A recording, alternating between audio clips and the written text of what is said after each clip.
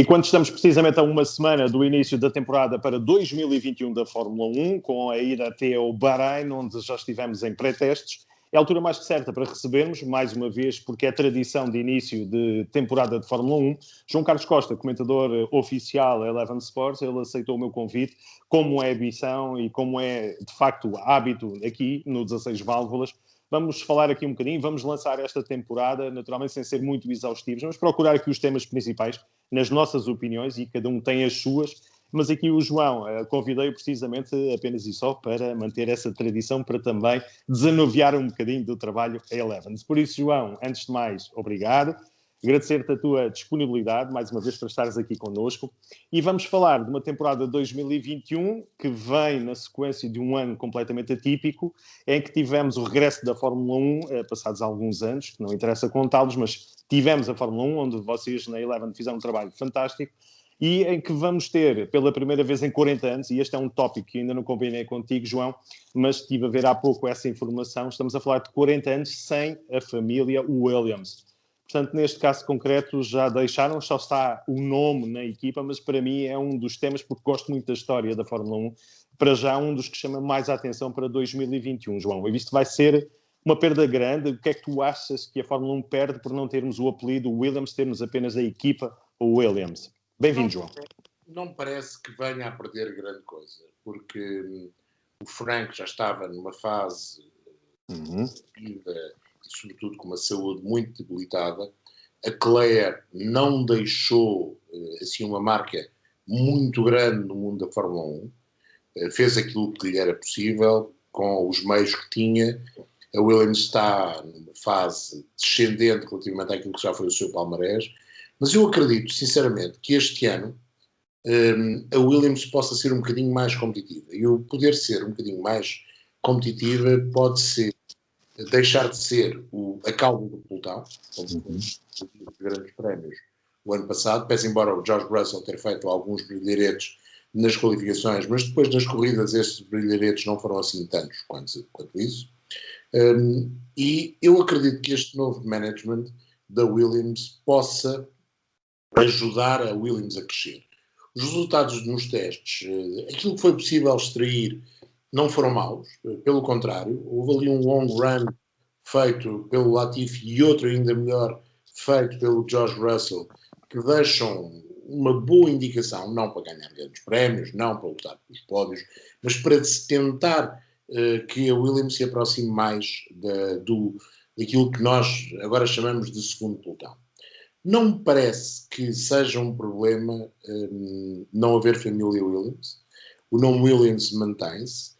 Claro que se deixar de haver Williams, alguns saudosistas vão ter saudades, mas se calhar a Williams pode renascer das cinzas mais tarde com outro nome e voltar a ganhar. Quem não se lembra do que aconteceu à Tyrrell, quem não se lembra do que aconteceu à Jordan, quem não se lembra do que aconteceu à Lotus, são todos eles, ou a Brabham, nomes que marcaram uma época da Fórmula 1, mas a Fórmula 1 não desapareceu quando essas equipas desapareceram e acabaram, em alguns casos, por ser, digamos que, a semente para algo novo e algo de muito bom.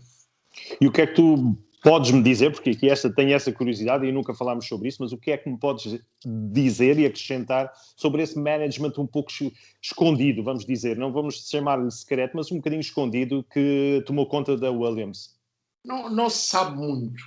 Há alguns nomes que são conhecidos, alguns nomes que têm até ligações com o mundo da finança importantes. Parece-me que dinheiro não é um problema. As razões que estão por detrás deste investimento não se percebem totalmente. A família Latifi é alguém que tem muito dinheiro, não é? Se nós olharmos para os canadianos mais ricos, a família Latifi vem muito à frente da família Stroll, mas mesmo muito à frente. Portanto, não me parece que não sabermos muito bem quem são os patrões seja assim, de facto, muito importante. Sabemos que o Jost Capito é uma pessoa competente, fez o trabalho que fez até já na Fórmula 1, mas sobretudo na Volkswagen, e quando é chamado para um projeto como o da Williams, para reconstruir, porque aquilo que ele vai fazer é reconstruir, sob a mesma base, se calhar com as mesmas pessoas na sua grande maioria, mas vai tentar reconstruir. Acho que o Williams poderá dar um salto em frente. Tem de se livrar de alguns elementos tóxicos, tem de se livrar da posição do coitadinho, ai, nós não temos dinheiro, ai, o nosso passado era fantástico e agora já não temos esse tipo de resultados. Não. A Williams tem de se reinventar, seja com o nome Williams, seja com outro nome. Muito bem.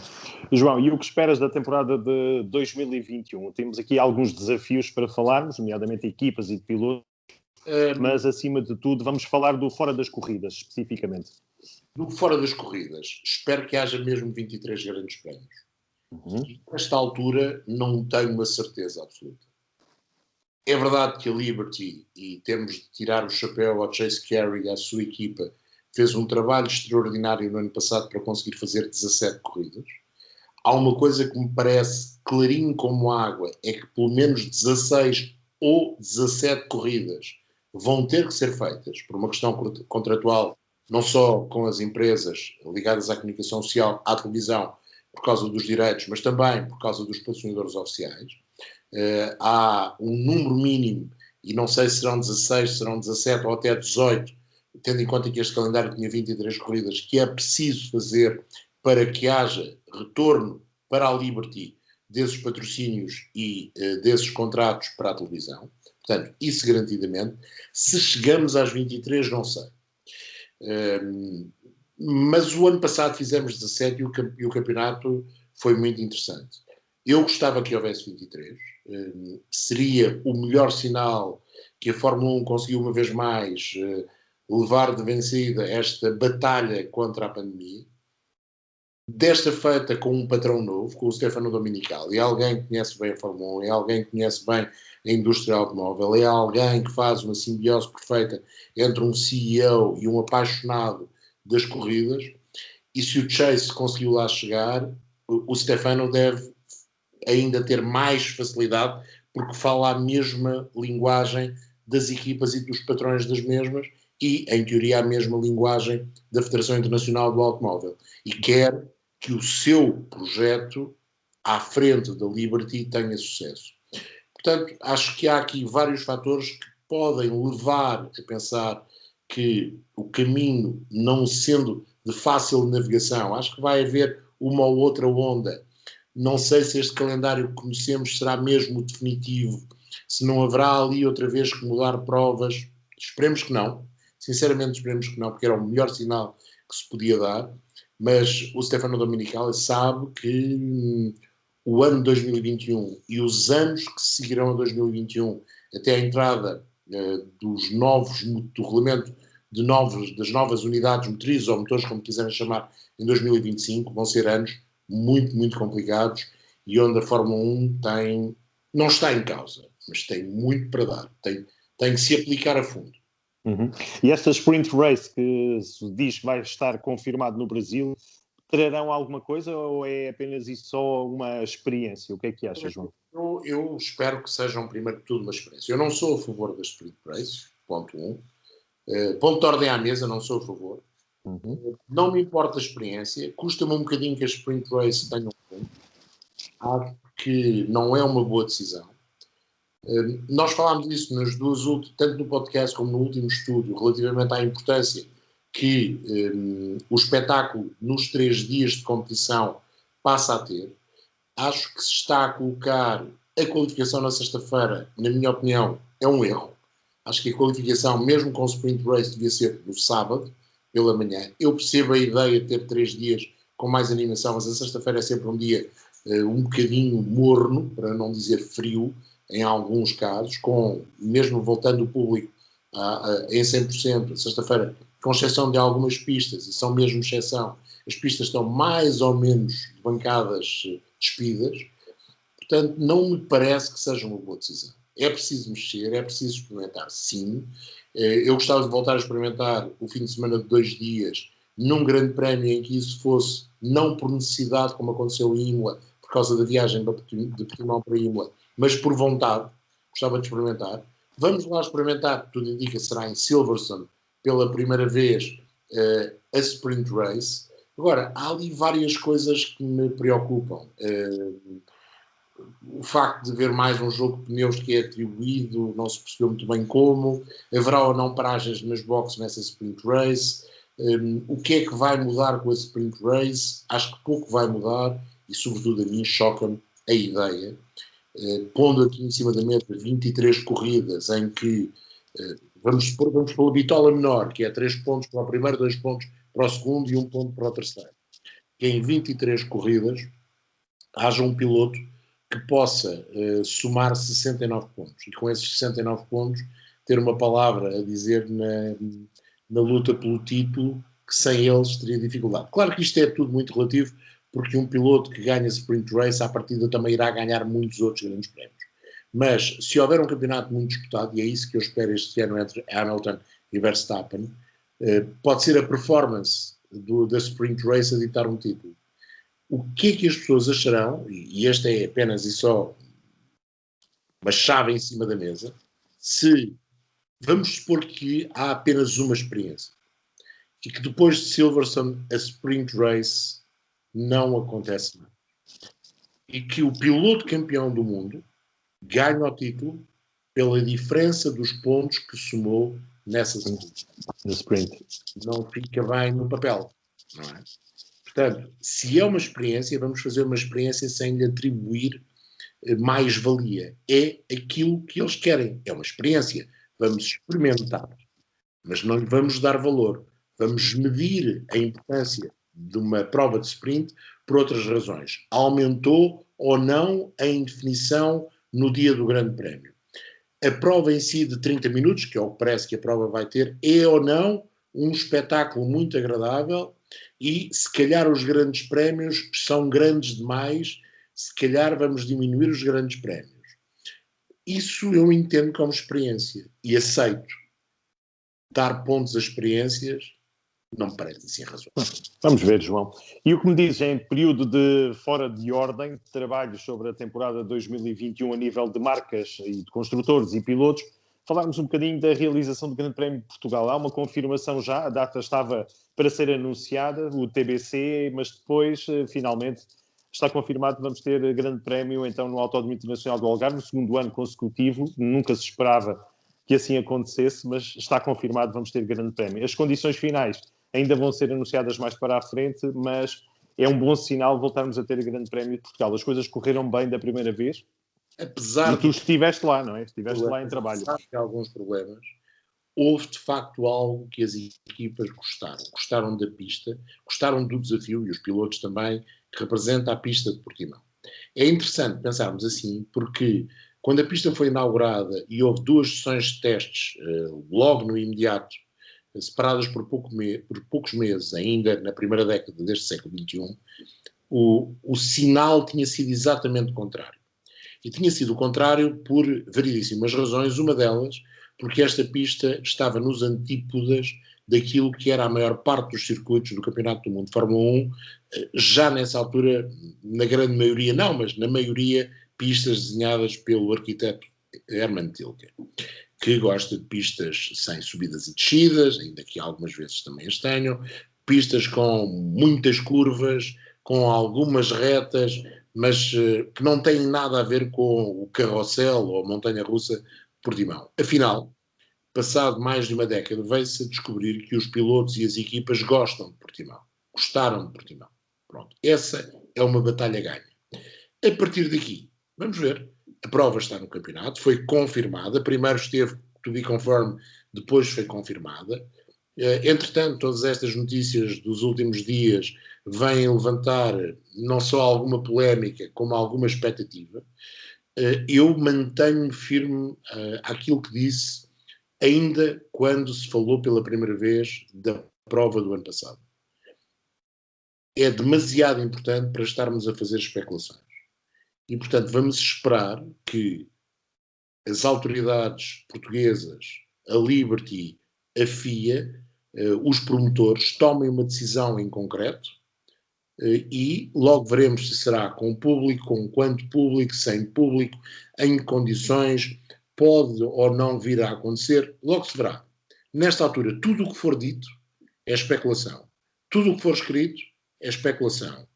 E isso faz que a soma desses escritos e dessas palavras venham vir a poder fazer mal ao Grande Prémio de Portugal. Eu prefiro esperar para ver e depois, quando for tomada uma decisão, cá estaremos para comentar, esperando sempre, claro, até porque para a Eleven isso seria muito importante, que haja Grande Prémio de Portugal. Essa é a nossa maior vontade e o nosso único desejo. Mas vamos ficar à espera. Muito bem. João, vamos falar então do Campeonato 2021 a nível de equipas. Vamos começar por aí, depois guardar para os pilotos. Nesta altura já passaram 15 minutos. Temos ainda mais, sensivelmente, uma meia hora para conversarmos. Perguntava-te, em relação às expectativas a nível de equipas, o que é que tens de expectativa para este ano de 2021, sabendo-se que houve aqui algumas mexidas, vamos dizer, com a entrada de uma nova, com cores verdes, com o verde que é característico britânico e que vamos tê-la de regresso para todos os efeitos. Vamos ter também uma Mercedes que revelava algumas dificuldades naturais logo no primeiro teste, mas depois temos um segundo pelotão que diz que já não existe. Isto é, temos um único pelotão e estamos todos próximos com a Red Bull a querer estar em biquinhos dos pés a ocupar a posição da Mercedes. Isto um resumo aqui num minuto. Para ti, o que é que me dizes a nível de equipas? Olha, os testes, eu não estive no Bahrein, portanto acompanhei os testes pela televisão, mas falei com o Nuno, que esteve. A mim suscitaram muito mais dúvidas do que me deram certezas. Uhum. Para mim esse é o balanço dos testes. Temos todos muitas dúvidas. Temos muitas dúvidas se a Mercedes está com problemas ao nível daquilo que pareceu estar. Tenho menos dúvidas que a Red Bull está forte, mas tenho a dúvida de saber se a Red Bull está mais forte ou tão forte quanto a Mercedes. Analisando os testes, acho que a Mercedes falhou em 2 dos seus pilares habituais. Fazer mais quilómetros do que ninguém. Fizeram menos quilómetros por dia do que em 2014. Ou seja, desde que há este tipo de motorizações e este tipo de carros, na Fórmula 1, este foi o ano em que fizeram menos quilómetros por dia. Verdade, foram só 3 dias e em 2014 foram 12, mas foi o ano em que fizeram menos quilómetros por dia.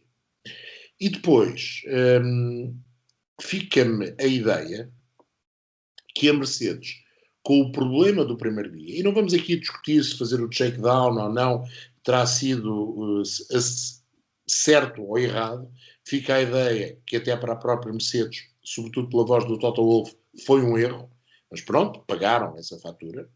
Mas a verdade é que esse problema, logo no primeiro dia, com a caixa de velocidades, que os obrigou a ficar basicamente uma manhã parados em apenas 3 dias de testes, fez com que aquele trabalho metódico, raramente perturbável, quase, eu disse no outro dia, maníaco, da Mercedes funcionar em testes, fosse totalmente posto em causa, ou bastante posto em causa. E, com isso, por exemplo, acho eu que ficaram por testar algumas coisas. Verdade que também os 3 dias de teste e não os 6, em 2 semanas, não permitiram a Mercedes fazer aquilo que habitualmente faz, que é, enquanto vai para a primeira semana, deixa a cozinhar evoluções que depois traz para a segunda, e nos últimos anos temos sempre assistido na segunda semana essas evoluções, porque já não ficam apenas e só a deveres aos ensinamentos dos túneis de ventos e dos sistemas de computação, mas já têm alguma coisa do toque de Midas do asfalto e do ar a sério e do piloto a guiar e da análise desses dados todos. Fica-me a ideia que para a Mercedes também faltou isso. Portanto, eu vou esperar para ver.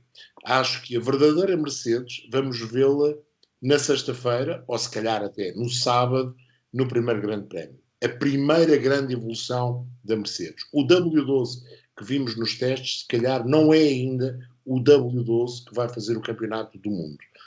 Portanto, fazer já o enterro da Mercedes, acho prematuro. Por outro lado, e esta é uma opinião pessoal e um desejo pessoal, eu gostava mesmo que a batalha fosse intensa, que a Red Bull e a Mercedes tivessem armas iguais e que fosse no braço, na estratégia, na forma como os carros gerem os pneus, e estes novos pneus parecem adaptarem-se melhor ao Red Bull do que ao Mercedes W12, portanto poderá também estar aí parte da explicação para alguns problemas que eles tiveram nos testes, mas eu o que gostava era que os dois pilotos de topo e os, teoricamente, número 2 das suas equipas pudessem degladiar-se, pelo menos esses 4, em cada um dos grandes prémios pela vitória. Depois, para trás é uma enorme incógnita. Se, de facto, fiquei com mais dúvidas que certezas naqueles dois, para trás ainda fiquei mais. Acho que vai ser muito na base do carro melhor adaptar-se a uma pista e depois na outra haverá outra a adaptar-se melhor, e entre a McLaren, a Aston Martin, a própria Alpine, talvez até a Ferrari, se calhar a AlphaTauri, se calhar a Alfa Romeo, que para mim foi uma das grandes surpresas. Eu acho que a Alfa Romeo apresentou resultados nos long runs muito, muito interessantes. Penso que está nitidamente afastada do Williams e, sobretudo, ainda mais da Haas, que está lá na cauda do pelotão. E acredito que esteja mais perto do grupo que nós chamamos o pelotão do meio, mas que hoje em dia é quase só um pelotão. E depois vamos esperar que esse grande pelotão consiga pontualmente, ou mais do que pontualmente, aproximar-se da Red Bull e da Mercedes. Mas certezas acho que ninguém tem. Nem e a Ferrari? E a Ferrari já terá cumprido o castigo? Achas que... A Ferrari cumpriu um castigo, fez ali um passeio em 2020 com o motor menos potente. Teve que vir o Mika Salo, desculpa-me, João, interromper-te, mas teve que vir o Mika Salo falar disso. Poderia haver mais alguém a dizer alguma coisa sobre isso? Não, o Mika Salo já se veio retratar, diz que não foi exatamente aquilo que quis dizer, mas fica a ideia que foi. Mas pronto, a verdade é, a Ferrari está mais competitiva em termos de unidade motriz. Basta olhar para os resultados em velocidades máximas, e o Nuno, que esteve na pista, diz que nitidamente este motor é melhor do que o motor do ano passado. Portanto, houve evolução. Agora, essa evolução será suficiente para catapultar outra vez a Ferrari para a luta pelas vitórias? Não me parece. É suficiente para catapultar a Ferrari para ser a terceira equipa do pelotão? Também não tenho a certeza. Vamos esperar que vá catapultar a Ferrari para estar mais vezes no topo desse pelotão que irá lutar pelo terceiro lugar no Campeonato de Construtores do que esteve em 2020, onde foram raras as vezes em que isso aconteceu. Acredito que a Ferrari pode estar mais lá do que esteve em 2020. Mas, certezas, zero. Fala-se em 40 cavalos ganhos no motor. Se for assim, é bom. Porque isso também irá permitir, sobretudo a Alfa Romeo, menos a Haas, porque o desenvolvimento do carro da Haas vai ser relativo, ainda que, atenção, a Haas vai dizer que não fez desenvolvimento nenhum deste carro, que este é o carro igual ao do ano passado, mas não é de todo verdade, porque já para o Bahrein, para o Grande Prémio, eles vão apresentar algumas evoluções deste carro, que, como é óbvio, nos testes já estava de acordo com o regulamento aerodinâmico de 2021, no fundo plano e não só, mas ainda não tinham os desenvolvimentos que a marca foi fazendo ao longo de 2020 para 2021. Esses vão surgir agora no Bahrein. No entanto, acho que a Haas poderá estar mesmo,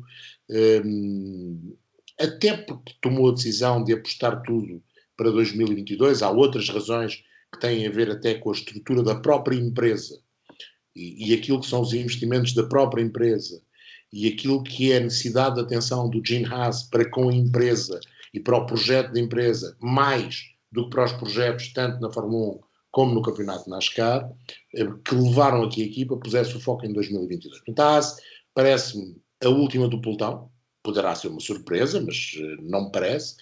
Depois ver se a Williams chega mais perto da Alfa Romeo, se a Alfa Romeo também, por sua vez, entra de facto na batalha do segundo pelotão.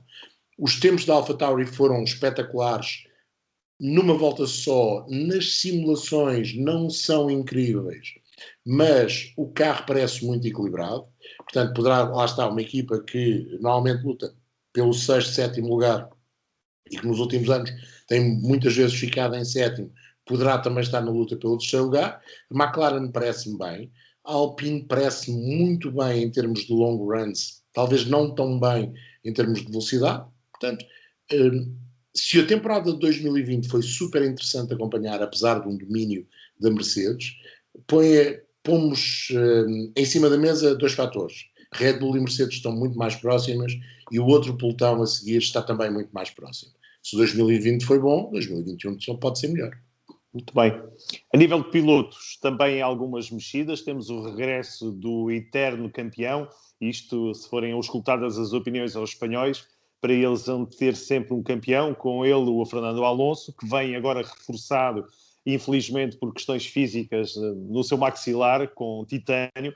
Vem também, no caso concreto, uma aposta forte, por exemplo, do Daniel Ricciardo, que vai ter finalmente um motor Mercedes à sua disposição na equipa McLaren, mas também há aqui uma ida de uma surpresa. Para mim foi uma surpresa e as minhas fontes não me confirmavam essa situação, embora fosse uma possibilidade, mas só à última da hora que se veio a confirmar o Checo Pérez na equipa Red Bull.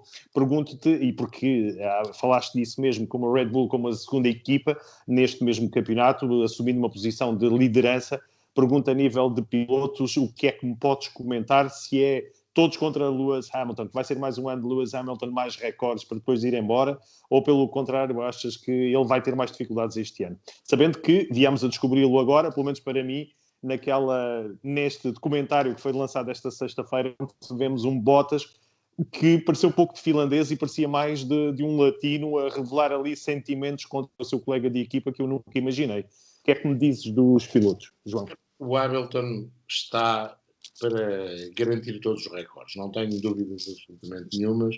É esse o foco, ele vai sempre dizendo que não, mas é esse o foco.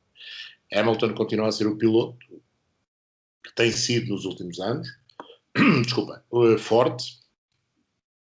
Poderá estar com algumas dificuldades de adaptação a este W12, mas acho que rapidamente vai dar a volta por cima. Bottas, mais uma vez, vai ser o Bottas, já não sei, 2.3 pontos, 4 pontos, qualquer coisa, mas acho que não irá conseguir. Seria o melhor que a Fórmula 1 podia ter. Que Bottas fosse Rosberg 2015 e mais ainda 2016. Uhum. É a melhor coisa para a Fórmula 1. Depois, há o caso da Red Bull, que eu acho que é um case study. Não me parece que a Red Bull precisasse do Checo Pérez.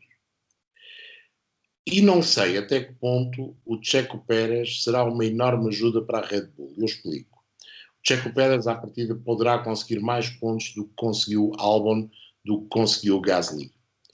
Mas a última vez que a Red Bull teve confronto direto entre os seus dois pilotos, com Verstappen e Ricciardo, as coisas não correram muito bem. O Verstappen não é fácil de estabilizar e se calhar não vai ligar muito àquilo que Checo Pérez possa fazer.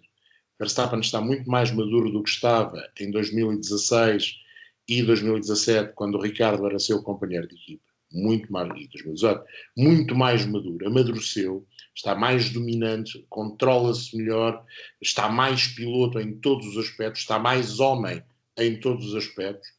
Agora, vamos supor que Verstappen começa a ser acicatado por Sérgio Pérez e que isso o vem destabilizar. Não sei o que é que a Red Bull terá a ganhar com isso. Portanto, eu não sei se a Red Bull...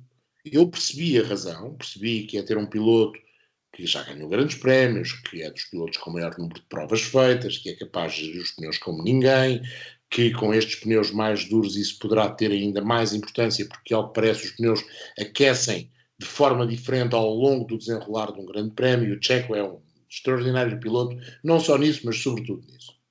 Agora, se as coisas começam a correr muito bem para o lado do Checo, será que isso vai destabilizar o Verstappen? Sobretudo se o Red Bull não for um carro capaz de lhe permitir lutar pelas vitórias a cada um dos grandes prémios. Porque se isso acontecer, e até se o Red Bull for melhor que o Mercedes, Verstappen entrará numa espécie de bolha e acho que será intocável. Mas se isso não acontecer, fica ali qualquer coisa que pode não correr bem. Vamos esperar que não, porque é assim, o que eu gostava, como eu disse, era que a Mercedes e a Red Bull estivessem a 100%. Carros, pilotos, equipas. E que pudéssemos ter um campeonato, nem que fosse só entre 4 pilotos e 2 carros, daqueles de serrar o dente até à última volta do último grande prémio. Isso era ótimo. E das outras equipas, o que é que me dizes aqui, por exemplo, do Ricciardo? Eu acho que o Ricardo pode ser um problema sério para o Norris. Acho que esta é a prova dos 9, para não dizer dos 19, 39 ou 99 para o Lando Norris. Se o Ricardo desfeitear Lando Norris, será complicado para o britânico. Muito complicado. Por outro lado, se o Ricardo voltar a ter um comportamento como teve na Renault, ou seja, não se destacando verdadeiramente do seu companheiro de equipa, e isso aconteceu tanto face a Carlos Sainz, onde, aliás, podemos dizer até, perdeu um bocadinho, e também face ao Ocon, se não se distanciar, aquela aura de super piloto, de homem capaz de lutar pelos títulos mundiais, é capaz de se desvanecer um bocadinho. Acho que a McLaren tem boa matéria-prima, tem no Andreas Seidel um líder fantástico para pôr a equipa nos eixos, para germanizar a equipa no bom sentido, e ele está a conseguir fazer. O motor Mercedes pode ajudar, parece que se adaptou bem, encaixou bem no chassi McLaren, apesar de não poderem ser feitas muitas alterações. Acho que o conjunto é bom. Vamos acreditar que no meio disto tudo não há uma areia que vá estragar a engrenagem. Na Alpine, eu continuo a dizer que há chefes nomeados a mais e ninguém verdadeiramente percebe quem manda, e não acredito que seja o Alonso, porque se for o Alonso, a última vez que alguém mandou e tentou ser campeão do mundo foi o Jack Brabham. E já lá vão quase a minha idade, ou seja, já lá vão 56 anos, ou 55, mais concretamente. Portanto, não me parece.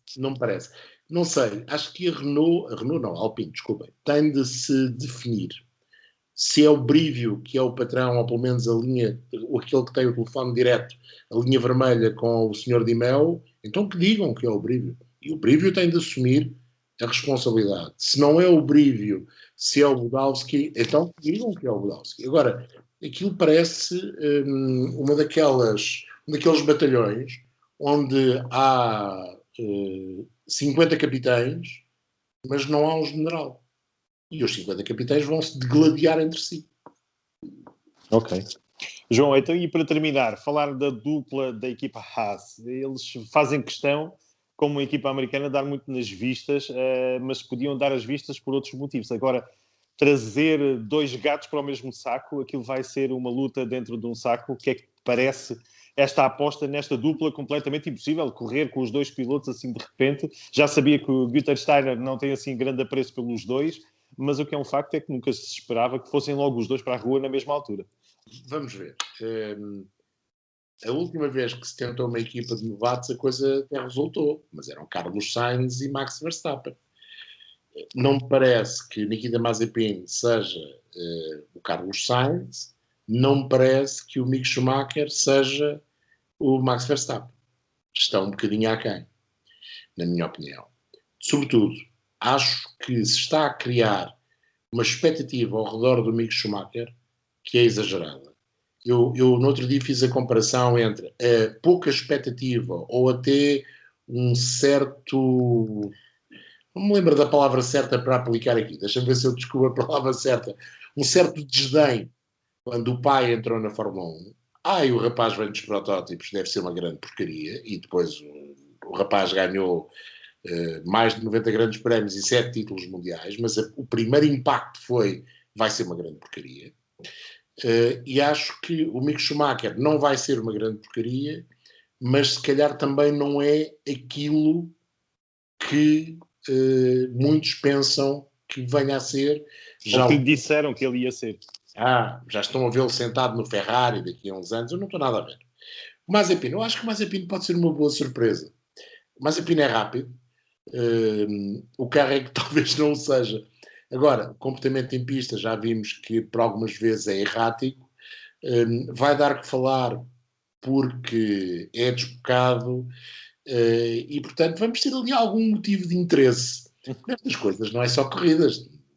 O cor-de-rosa, o lado negro, os lados todos que nós quisermos da Fórmula 1 também, por vezes, são interessantes. Não me preocupa particularmente. Acho que o Mick Schumacher e o Nikita Mazepin não vão fazer muita história na temporada de 2021, porque a AS não vai fazer muita história na temporada de 2021. Vão ter uma equipa da Netflix dedicada só a eles, de certeza. Ali é fixa, porque vai haver bons motivos de reportagem, mas isso de certeza. Com o Gunther Steiner, assim, apanhar esses dois... Não acho nada. Acho que se está a criar uma expectativa pela negativa errada, tal como se fez uma tempestade num copo d'água com a história das cores da bandeira russa a ser a pintura do carro. Acho que é tudo uma tempestade num copo d'água. Claro que toda a gente percebe porquê. Tem a ver com aquela situação a que o Mazepin se expôs.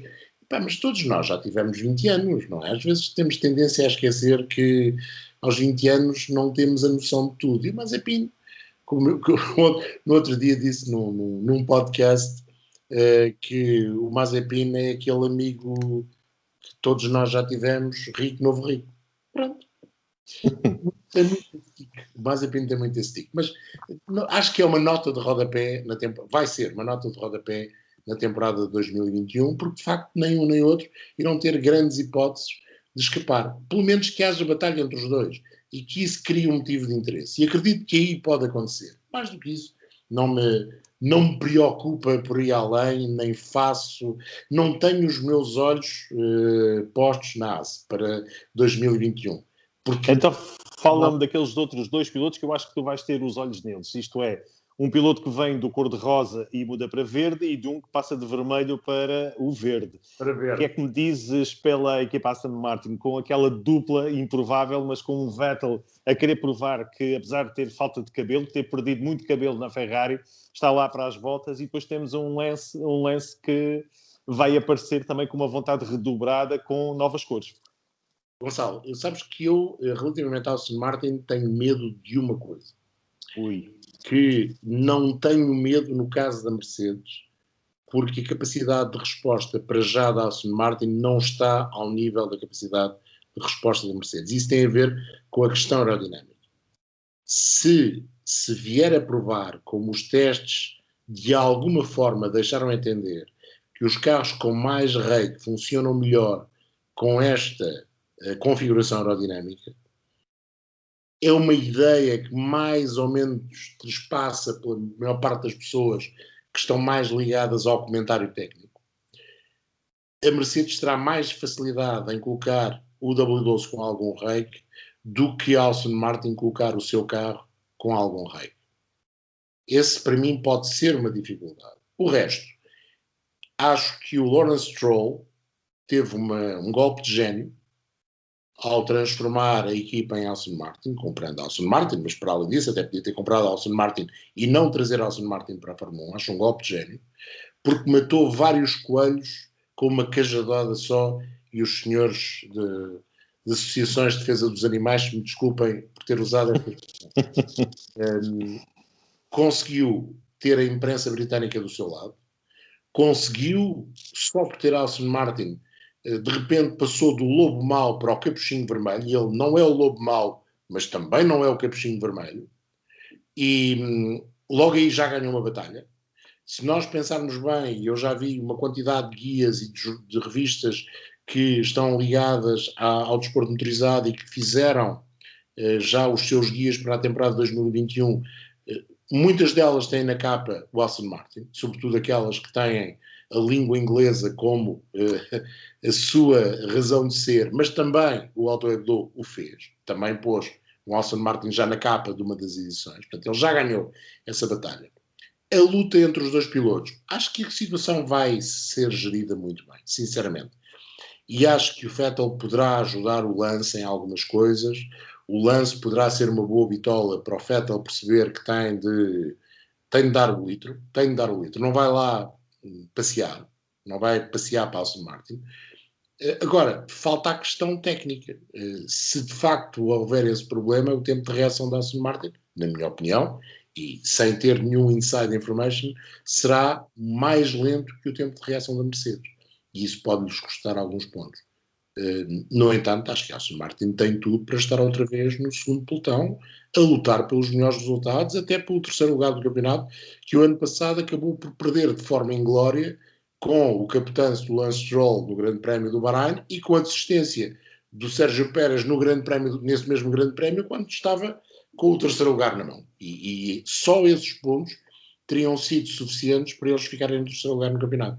O problema também é esse, é que a Racing Point o ano passado esteve a um nível já muito elevado. Force India no passado também já tinha sido quarta classificada em algumas temporadas, mas não de uma forma tão premente como a Racing Point foi, muitas vezes a ser a tal melhor equipa do segundo pelotão. E isso obriga a que a Aston Martin, sucedâneo da Racing Point, tenha de fazer pelo menos igual. E muito bem. Não vai ser fácil. Muito bem, João. Vamos então para os instantes finais para lembrar duas alterações não. Vamos falar especificamente da Eleven para lembrar, primeiro que tudo, que vamos ter os grandes prémios este ano de regresso às 13 horas. Portanto, uma mudança em relação ao ano passado. Não é às 13 horas, mas às horas certas, que é o mais importante, não é? Pronto, ok. Basicamente, os grandes prémios começavam aos 10 minutos de 1 hora e agora voltam a começar à hora certa. Relativamente àquilo que será o produto Eleven, não haverá grandes mexidas, sinceramente. Mantemos a mesma equipa, mantemos a mesma forma de abordar as transmissões. A única coisa que existe de novo no produto Eleven é que, comparativamente ao ano passado, este ano temos muito mais produto, ou seja, aquilo que é o passe pode ser adquirido até ao final deste mês de março de Motorsport, é um produto que hoje em dia tem mais valor, porque temos a Fórmula E, temos o Campeonato NASCAR, que tem muitas corridas todos os fins de semana, com exceção do fim de semana de Páscoa e dos dois últimos fins de semana do mês de julho, porque há Jogos Olímpicos e a NBC, que já estará a transmitir o NASCAR nessa altura, tem os direitos de transmissão dos Jogos Olímpicos nos Estados Unidos e, portanto, criou-se ali um impasse de 2 semanas para que não haja o bater de corridas NASCAR com esse produto premium da NBC, mas tirando isso, até ao primeiro fim de semana de novembro há corridas todos os finais de dia, algumas de madrugada, mas todos os finais de dia de domingo e sábado, também há corridas ao sábado na Eleven. Portanto, o pacote é cada vez mais apetitoso em termos de conteúdo na Eleven. As transmissões da Fórmula 1, vamos tentar inovar, vai haver algumas coisas pontualmente novas, mas acho que o produto cresceu nestes 2 anos bem. As pessoas, por aquilo que vamos sabendo, lendo, ouvindo, estão a gostar da forma como nós abordamos o fenómeno Fórmula 1 e, portanto, vamos tentar melhorar. Vamos limar as arestas, mas não vamos fazer uma revolução. Muito bem. João, venha à Fórmula 1, estamos desejosos, já chega de tanto tempo sem Fórmula 1, vamos regressar já no próximo fim de semana, então, para a primeira etapa.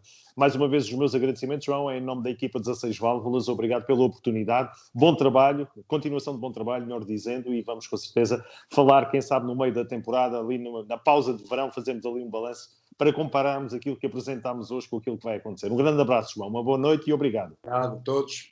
Obrigado.